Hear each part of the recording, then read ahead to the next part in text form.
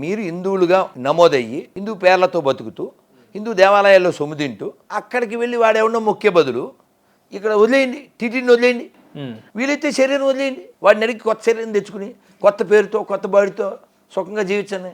ఈ 50-50 జీవితం ఎందుకు మీకు? శరీరం వదిలేవడం అంటే చనిపోవడమే. ఇది వాళ్ళ నీతికి సంబంధించిన విషయం.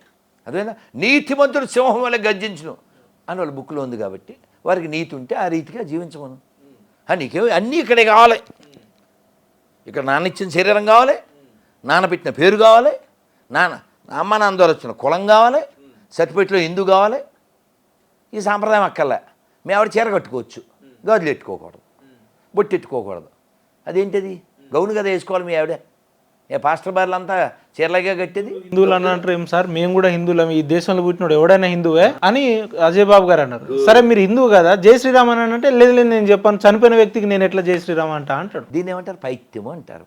మా గురువు గారు, మా పెద్ద స్వామి వారు ఆర్టికల్లో చెప్పారు, యేసుక్రీస్తు కూడా గురువే. ఆ బుక్లో ఉంటుంది, మేము చదువుకున్నాం. The science of self realization పుస్తకంలో. We respect such. మనం అంత రెస్పెక్ట్ ఇచ్చాం.